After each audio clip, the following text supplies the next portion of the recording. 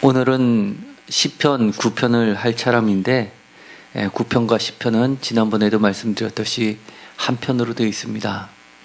그래서 내용이 많아서 주일로 옮겼고, 또 시편 우리가 이미 살펴본 것처럼 악인과 의인의 반복되는 이야기 가운데서 악인이 무엇인지, 또 의인이 무엇인지, 또 그것을 향하신 하나님의 뜻은 무엇인지 이 누가복음에도 잘 나와 있기 때문에 오늘의 말씀을 전하고자 합니다. 또한 최근에 남한과 북한의 통일이 한층 가까이 왔다라는 기쁜 소식들이 전해 오기 때문에 오늘의 말씀은 더욱 뜻이 깊을 줄 압니다.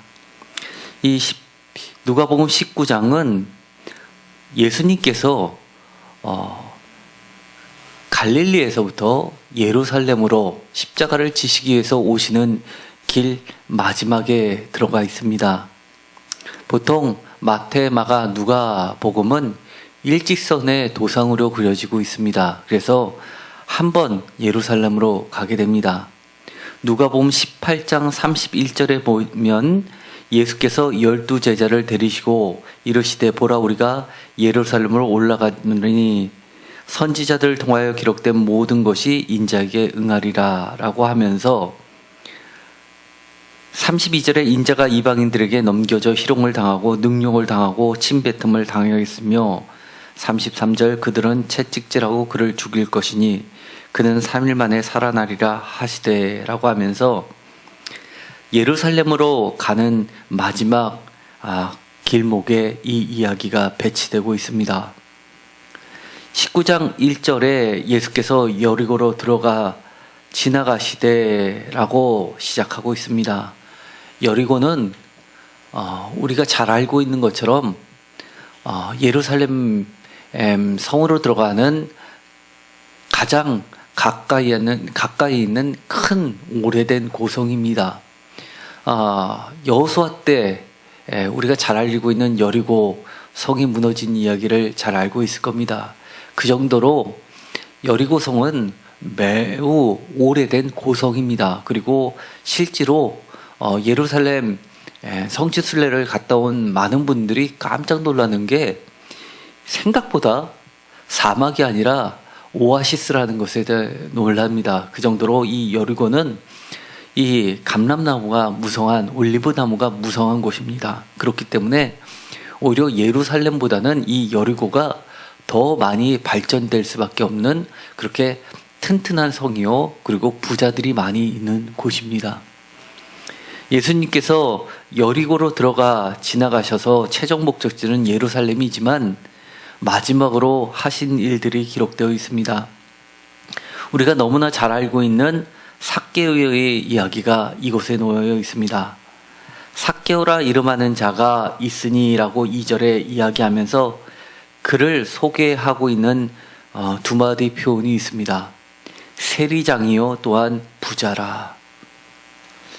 끝에 가면 다른 표현이 또 하나 있습니다.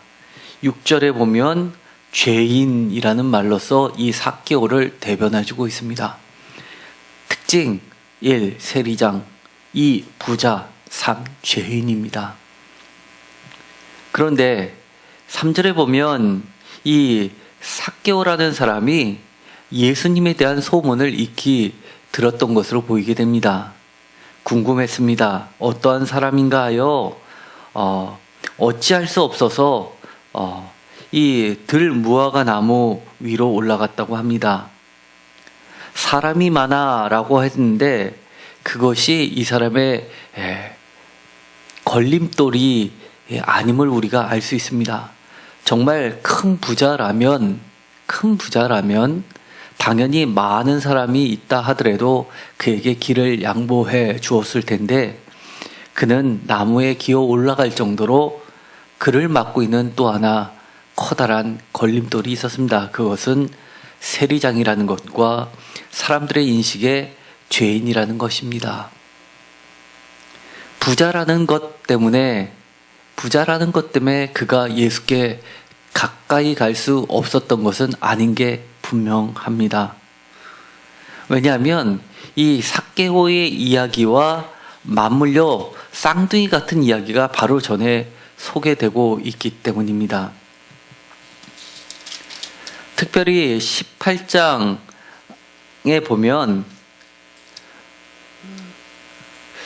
17장에 먼저 보시면 11절에 예수께서 예루살렘으로 가실 때에 사마리아와 갈릴리 사이로 지나가시다가 라고 돼 있어서 이 소개되고 있는 것이 바로 사마리아 사람들이고, 그리고 18장에 가서는 18장 18절에는 어떤 관리라고 되어 있는 사람이 나오는데, 그 사람은 18장 23절에 보면 큰 부자라고 소개되고 있습니다.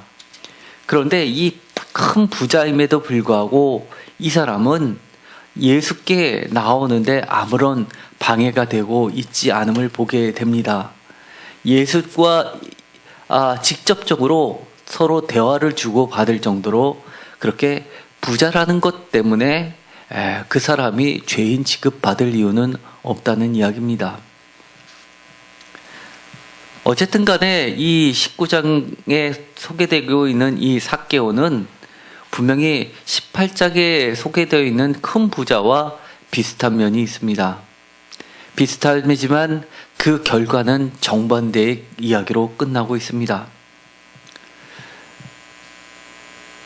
예수님께서 들 무화과 나무에 올라가 있는 이 삭개오를 보고 반응이 나옵니다.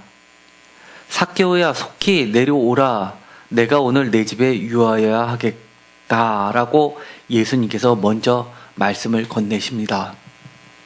사실 이 이야기의 배경은 여리고이고, 마찬가지로 이 커다란 매우 큰 부자 어떤 관리의 배경도 여리고입니다. 같은 여리고를 근방으로 엄격히 이야기하면 이 큰 부자는 여리고에 가까이 왔을 때에 벌어진 이야기고, 그리고 이 부자 세리장 삭개오는 여리고에서 벌어진 이야기입니다. 이처럼 배경은 여리고이지만 두 부분으로 이야기를 나눕니다. 1절에서부터 5절까지는 예수님의 이야기가 소개되고 있습니다. 예수님이 삭개오를 향한 이야기로 전개됩니다. 6절부터 10절까지는 또 다른 이야기가 전개됩니다. 예수님께서 하신 말씀에 대한 이 삭개오의 반응에 대해서 나타나고 있습니다. 6절에 삭개오가 예수가 오늘 내 집에, 삭개오의 집에 유하여야 하겠다라고 하신 말씀에 반응이 첫 번째 급히라고 소개하고 있습니다. 급히 내려와, 두 번째 반응 즐거워하여 라고 되어 있습니다. 그러면서 예수님을 영접하였다고 합니다. 그러자 그것을 보고 7절에 보면 사람들의 반응이 나오게 됩니다. 죄인의 집에 들어갔다. 그 얘기는 예수님께서 계명을 어겼다. 예수님도 같이 죄인이 되었다. 오염됐다라는 이야기입니다. 그 다음 이야기가 이 이야기의 하이라이트로 치닫고 있습니다. 삭개오의 반응이 어떻게 전개되는지 구체적으로 이야기합니다. 삭개오도 분명히 무사람들의 수군거림을 들었을 겁니다. 죄인의 집, 한마디로 자신은 죄인 취급당하던 것을 대놓고 듣게 됩니다. 과거에는 둘러 들었지만 이제는 직접 여러 사람의 입을 통해서 듣게 됩니다. 얼마나 수치스러웠겠습니까? 아마 세리장이라는 것 때문에 그랬을 것으로 여겨집니다. 이 당시에 세리의 역할은 이 피지배인들의 세금을 걷어서 모아서 자기보다 위에 있는 사람, 예를 들어서 왕이면 왕, 아니면 왕은 또다시 그걸 모아서 이 더 큰 왕, 쉽게 말해서 로마에다가 갖다 바치는 일을 했습니다. 그런데 입찰 방식이라고 소개할 수 있습니다. 맨 위에서 부과하는 것이 100이다 하면 밑에서 90을 걷다 하더라도 100을 채워서 내야 됐고 200을 걷어서 100만 주고 100을 자신의 소유로 삼는 데는 전혀 문제가 없었습니다. 그래서 누구든지 맨 처음에 제일 높은 사람이 지정한 그 금액을 맞추려고 아니면 맞추겠다 하는 사람이 있으면 그 사람에게 돈을 받고 그 일임을 맡겼었던 제도였습니다. 그래서 달란트 비유라는 것이 나옵니다. 그런데 그런 구조 속에서는 어떻게 보면 이것은 우리가 지금 사업을 하거나 장사를 하는 개념하고 비슷합니다. 얼마를 원가로 사든 내가 잘 마케팅을 해서 이익을 많이 남겨가지고 팔면 되는 식이라는 그런 것과 비슷합니다.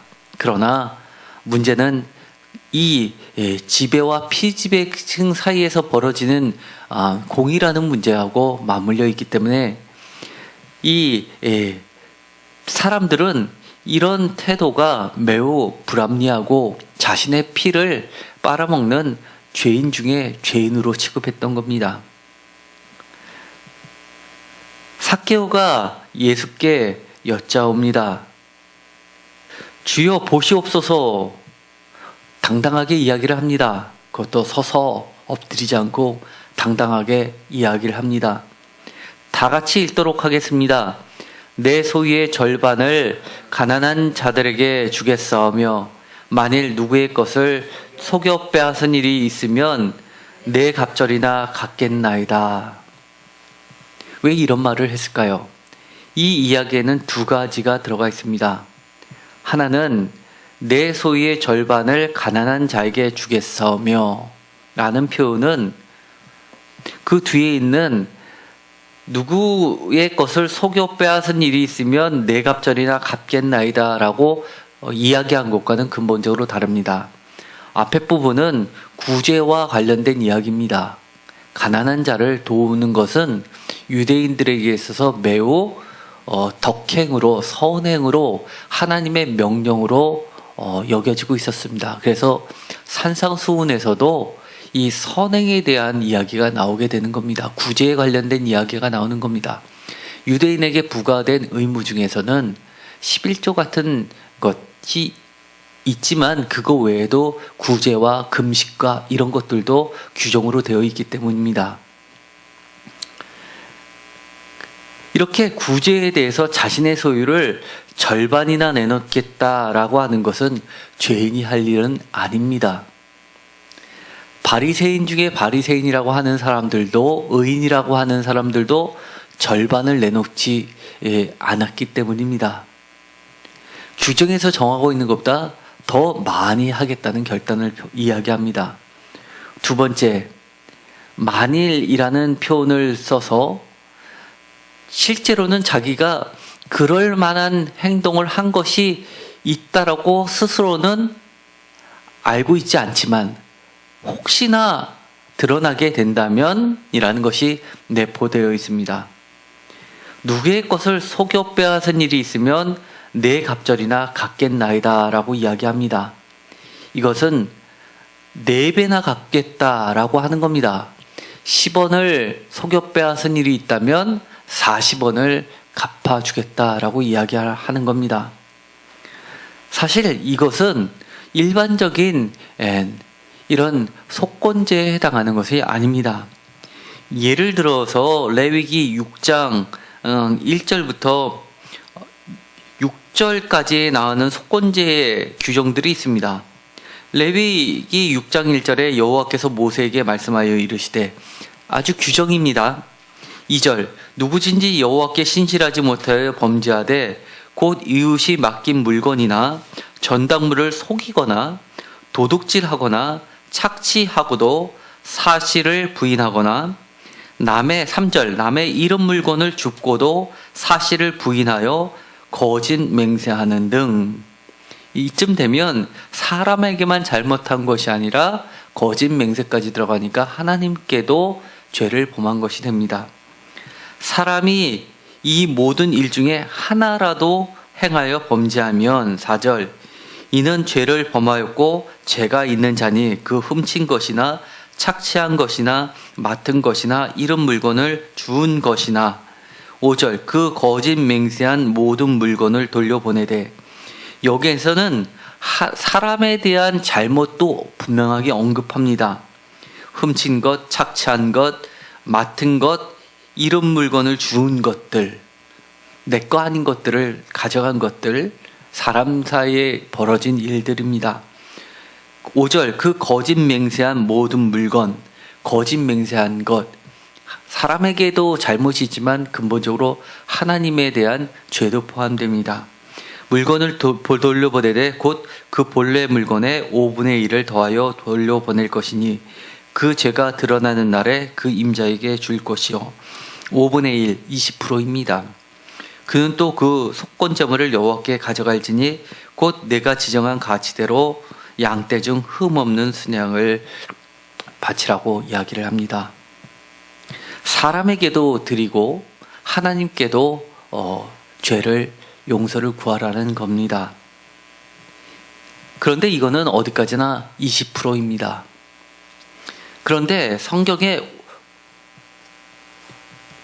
이 20%가 아니라 여기 나와 있는 것처럼 400%에 대해서 언급한 것이 있습니다. 출애굽기 22장입니다.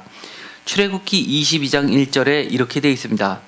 사람이 소나 양을 도둑질하여 잡거나 팔면 그는 소 한 마리에 소 5마리로 갚고 양 한 마리에 양 4마리로 갚을지니라. 그 당시에 소와 양은 최고의 가치를 가진 자산 중의 자산입니다. 특히 소 같은 것은 제사장이나 민족 전체의 죄를 이야기할 때나 하나님께 바쳤던 것이지 일반 사람들은 엄두도 내지 못한 것이었습니다. 우리나라도 예전에 보면 장가 보내고 시집 보낼 때 소 한 마리를 어릴 때부터 태어날 때부터 키우던 것을 그때 팔아서 비용을 충당했던 것들을 보게 됩니다. 그처럼 소는 매우 귀한 거였습니다. 그런데 소 한 마리에 소 5마리, 한마디로 500%를 갚으라는 이야기입니다. 그리고 양 한 마리에 양 4마리, 400%를 갚으라는 이야기입니다. 이것은 오늘날로 이해하면 과하다 싶을지만 어떻게 보면 공정한 하나님의 법칙입니다. 그것이 현대에도 적용됩니다. 우리나라에서 최근에 이야기하고 있는 것이 징벌적 손해배상이라는 얘기를 들어본 적이 있을 겁니다. 사실 우리나라에는 아직 적용되지 있지 않지만 유럽이나 미국 같은 곳에서는 이 징벌적 손해배상이라는 제도가 있습니다. 그래서 남의 기술을 훔쳐서 그렇게 이익을 취했다면 징벌적 손해배상이 들어갑니다. 그리고 예를 들어서 비행기를 탔는데 그것이 부당하게 캔슬이 되고 쫓겨나게 되면은 이 징벌적 손해배상으로 해서 티켓 값의 몇 배를 손해배상을 청구할 수 있는 근거들이 있습니다.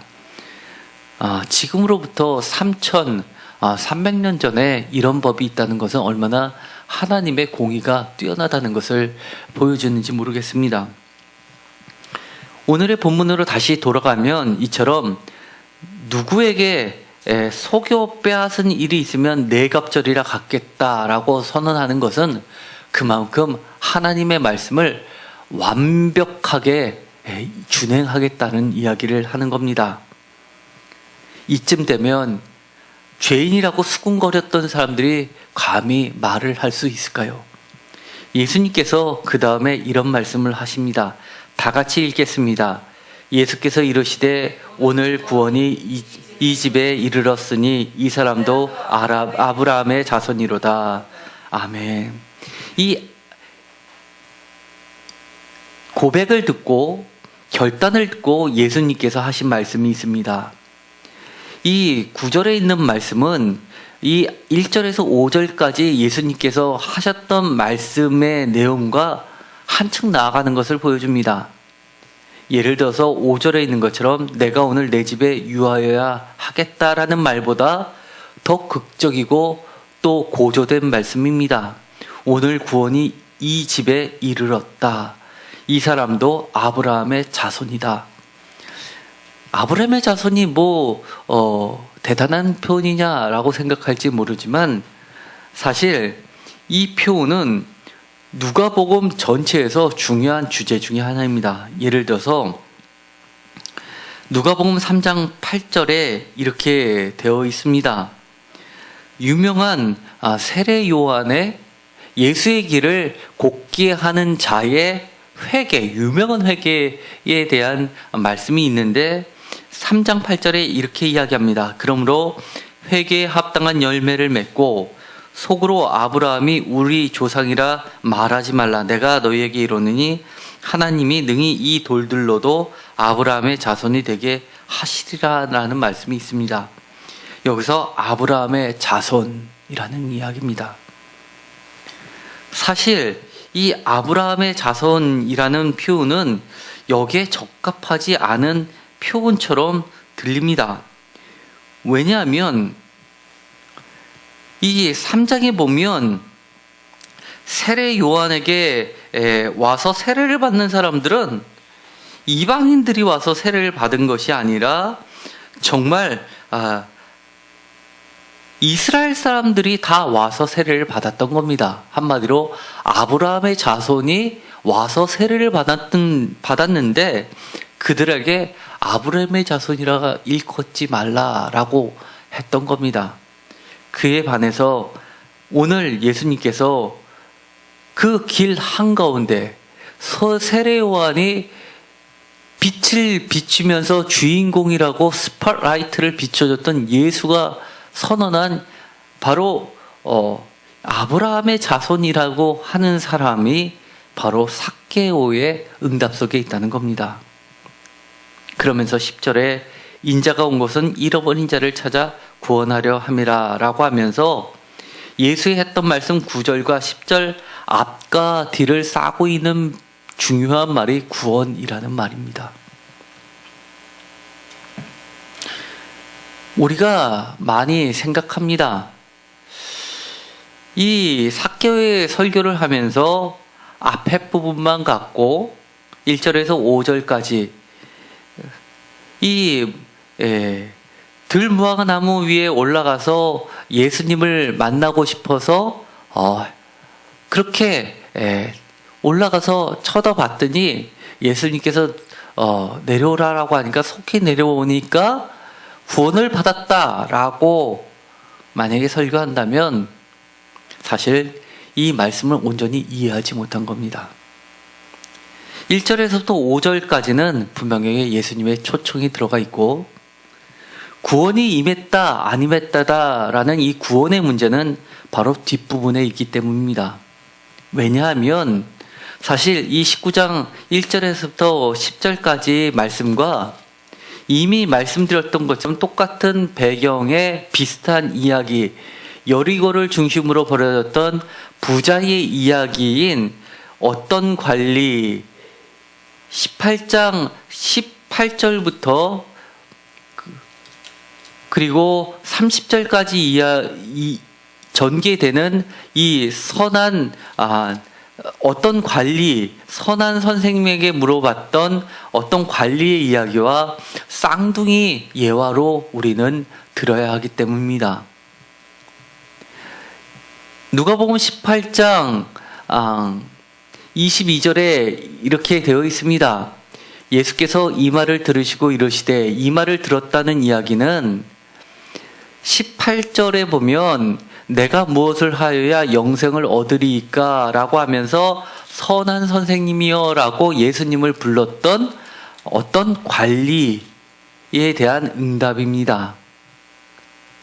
예수님을 찾아왔고 예수님과 대화했고 예수님과 어떻게 보면 삭개오에 이야기했던 것처럼 초청에 응했던 사람입니다. 그런데 예수님께서 이렇게 이야기합니다. 내게 아직도 한 가지 부족한 것이 있으니 내게 있는 것을 다 팔아 가난한 자들에게 나눠주라. 그리하면 하늘에서 내게 보화가 있으리라. 그리고 와서 나를 따르라 라고 이야기합니다. 예수의 제자가 되고 싶어 했던 사람한테 예수께서 하셨던 말씀입니다. 그러자 23절 다 같이 읽겠습니다. 그 사람이 큰 부자이므로 이 말씀을 듣고 심히 근심하더라. 24절 예수님의 말씀이 나와 있습니다. 그를 보시고 이르시되 재물이 있는 자는 하나님의 나라에 들어가기가 얼마나 어려운지, 낙타가 바늘기로 들어가는 것이 부자가 하나님의 나라에 들어가는 것보다 쉬우니라 라고 하신 예수님의 말씀, 이 말씀과 우리는 이 삭개오의 이야기를 비교해 봐야 합니다.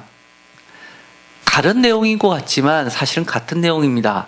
앞에 부분에 둘 다 예수님의 초청이 있었고 그것에 대한 응답이 나오게 됩니다.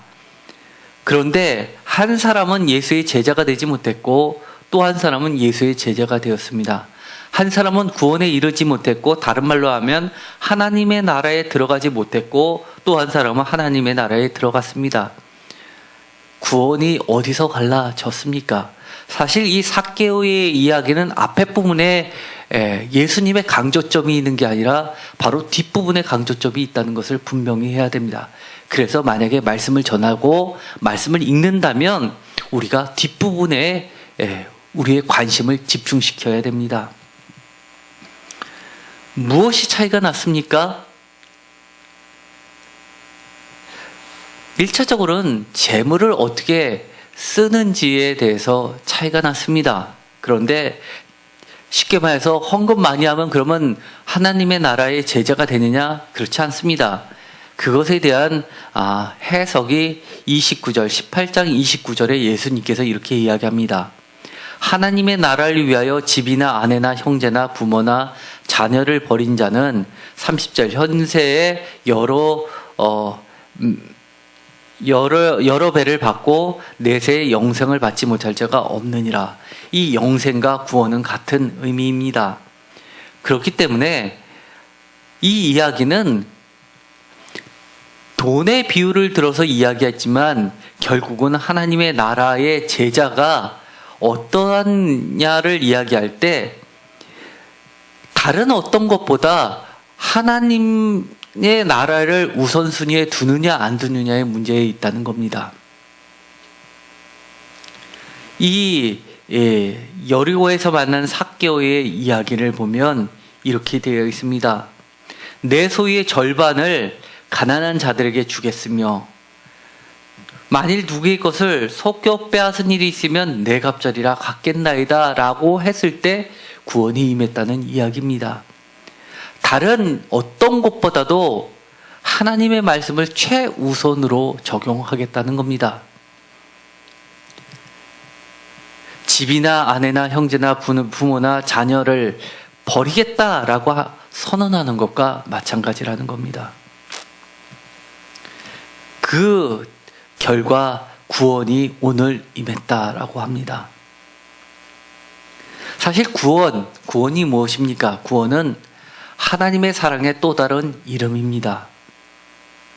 하나님께서 사랑하셔서 세리장이요 부자고 죄인이라고 불리는 자에게 베푸신 하나님과의 화해가 바로 구원입니다. 하나님과 사람 사이의 화해가 바로 용서이고 그것이 구원이고 그것이 바로 화해입니다. 그것에 대한 응답이 바로 삭개오가 보여준 것입니다. 그러자 그가 했던 것, 하나님의 사랑을 경험한 자가 취한 응답, 그것은 사람 사이에 하나님이 보여주신 그 사랑과 똑같은 사랑을 전달하는 겁니다. 그것이 구원의 또 다른 이름인 구제와 그리고 회복이고 그리고 바로 죄에 대한 용서를 구하는 겁니다. 만일 제가 죄를 지었다면 피해를 입은 사람에게 원상복구를 시켜줄 뿐만 아니라 징벌적 손해배상을 감수하면서 그 사람이 그 전보다 더 온전하게 살 수 있도록 모든 것을 지원하겠다라는 결단입니다. 그래서 이 용서는, 구원은, 사랑은 주님께서 이야기하신 것처럼 오늘이라고 이야기합니다. 오늘 구원이 이 집에 이르렀다. 오늘 중요합니다. 이 세상에 살 때는 세 가지 중요한 보물이 있다고 합니다. 황금, 또 하나는 소금, 또 하나는 지금. 바로 오늘입니다. 하나님의 사랑을 구체적으로 내가 받았다라는 증거는, 확증은 바로 오늘 이루어집니다. 그 결과는 바로 평화입니다. 그 결과, 하나님께서 우리들에게 베풀어 주신 그 결과물이 평화라는 겁니다. 사람 사이의 평화 더하기 하나님과의 평화, 샬롬이라는 겁니다. 그런데 잘못 이해하면 내가 하나님으로부터 구원받았으니까 내 입장에서만 생각하고 나로 인해서 피해받은 사람의 입장에서 생각하지 못하고 나는 다 용서 구했는데 네가 왜 용서를 받아들이지 않느냐라고 따진다면 그거야말로 하나님의 사랑을 이해 못하는 겁니다. 용서는 상대방이, 피해를 입은 사람이 용서를 해줄 때까지 용서를 구하는 것이 용서입니다. 그렇지 않으면 그 용서는 사실은 실질적으로는 폭력입니다. 하나님의 말씀을 빗대어 또 다른 폭력을 행사하는 겁니다. 오늘 19장 1절부터 10절까지의 말씀에서 6절부터 10절까지의 말씀을 뚝 떼고 1절부터 5절까지만 가지고 내가 구원받았다라고 주장하는 것은 마치 사탄이 하와를 속이면서 선악과를 따먹게 하면서 하나님의 말씀을 왜곡한 것과 똑같은 겁니다. 사실은 부분적으로 나한테 유리한 것만 끄집어내서 마치 하나님의 진리인 것처럼 왜곡시키는 것처럼 잘못된 것은 없습니다. 요즘에 화두가 되는 것이 남북 화해 무드입니다. 오늘의 말씀하고 비교해 보면 이 진정한 샬롬으로 가는 것, 진정한 구원으로 가는 것, 진정한 화해의 길로 가는 것, 용서의 길로 가는 것 쉽지 않습니다. 많은 사람의 의견들이 따릅니다. 반대의 목소리가 일부 있지만 그것도 무시할 수 없습니다. 극보수에서 얘기하는 것, 그리고 나이가 70세 이상 되시는 분들은 6.25를 겪으셨습니다. 그분들 입장에서는 충분히 그럴 만한 이유가 있습니다. 어릴 때 북에서 피난 나오면서 자신이 보던 앞에서 부모님이 살해되고 재산이 다 빼앗겨지고 그런 상황에서 북한에서 지금 말 한마디 했다가 말 한마디 했다고 이 남한에서 들썩이는 모습을 보면서 용서가 되겠습니까? 사실 그런 부분에서 우리는 한번 심사숙고할 필요가 있습니다. 또한 천안함 사건을 겪어서 생명을 잃은 가족들 입장에서 봤을 때 자신의 추도식에는 대통령이 한 번도 찾아와 주지 않았고, 그런데 자신들의 가족의 아들들의 죽음이 그럼 개죽음이냐라고 이야기하는 것들에 대해서 우리는 그들을 위로해 줄 필요가 있습니다. 화해를 가야 됩니다. 북한과 남한은 통일되어야 합니다. 그리고 시간이 걸려서라도 그렇게 아픔을 아직까지도 있었던 사람들에게 진정한 화해가 되도록 북한을 설득해서 그때 그 사태는 우리들이 했고 피해를 입은 사람들에게 진정한 용서와 그들이 떳떳하게 명예를 회복시켜 줄게끔 노력하는 과정을 잊지 않고 해 나가야 합니다. 이처럼 화해의 길은, 평화의 길은 복잡합니다. 너무나 큰 이야기를 했습니까? 작은 이야기로 개인과 개인 간의 이야기를 한번 해볼까요? 제가 밀양이라는 영화를 가끔 이야기를 했습니다. 이 밀양이라는 영화를 보면 신학교에서 신학생 때 정말 많은 사실은 논란이 있었습니다. 기독교계에서는 이것에 대해서 영화 금지 상영 금지 가처분 소송도 벌이자라고 할 정도로 그렇게 하나님의 은혜를 망각시키는 영화다라고 비난까지 했습니다. 내용은 이렇습니다.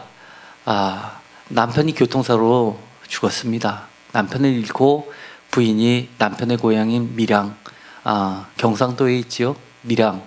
한자말로 되어 있는 것을 풀면 시크릿 선샤인입니다. 그런데 그곳에 내려갔습니다. 딸 하나를 데리고 내려갔습니다.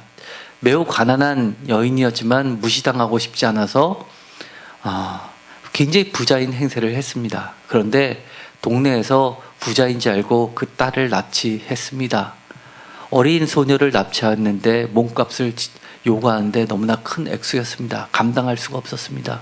결국 그 어린 딸은 살해당합니다. 살해범은 잡히고 감옥소에 들어갔습니다.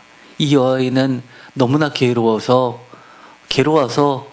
잠도 못 자는데 우연찮게 교회에 이끌림을 받습니다. 그래서 하나님의 사랑을 경험하고 마음에 조금씩 용서라는 것을 하게 됩니다. 그리고 나서 그 살인자를 찾아 용서해 주리라 마음을 먹고 면회를 신청합니다. 면회를 가서 이야기를 하는데 그 사람이 이렇게 이야기합니다. 하나님을 믿는다는 이야기를 듣자 저도 하나님을 믿어요 라고 하면서 저는 이미 하나님 앞에 용서를 받았습니다. 얼마나 기쁘고 좋은지요 라는 이야기를 그 피해자에게 합니다. 이 여인은 용서해 주려고 하는 마음이 사라지면서 내가 용서하기도 전에 어떻게 저 사람이 하나님으로도 용서를 받을 수 있지? 라는 생각이 들었습니다. 인간적인 마음으로. 그리고 나서 하나님에 대해서 미움이 커져 갑니다. 정말 우리는 이해할 수 없는 시크릿 선샤입니다.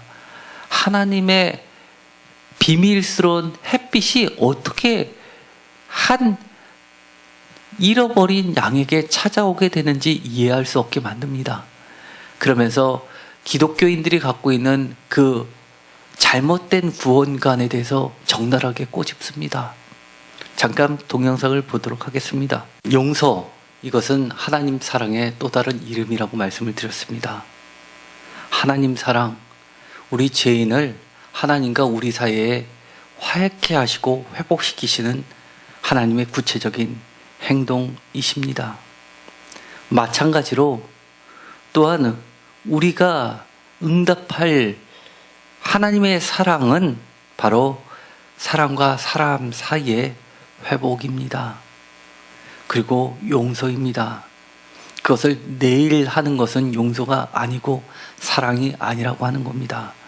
바로 지금 오늘 했을 때 하나님께서 내일 우리에게 허락하시는 그 완성품은 평화입니다. 물론 그 길은 쉽지 않습니다. 예수님이 걸어가셨던 그 길, 오늘 여리고를 지나 예루살렘으로 가신 그 길 최종에는 십자가가 남아 있습니다. 그 과정 우리가 십자가를 짊어져야지만 될 수도 있습니다. 하나님 나라를 위하여 집이나 아내나 형제나 부모나 자녀를 버려야 될 수도 있습니다. 그러나 우리가 하나님의 시크릿 선샤인을 느끼고 깨달고 알면 우리는 감당할 수 있습니다. 때로는 이해하기 어렵지만 오늘 아브라함의 자손이라고 선언해 주셨고 오늘 구원이 이 집에 이르렀다 하시는 주님의 음성 때문에 그것 때문이라도 우리는 하나님의 사랑의 또 다른 표현, 진정한 용서와 화해가 우리 삶에 있어야 될 줄 믿습니다.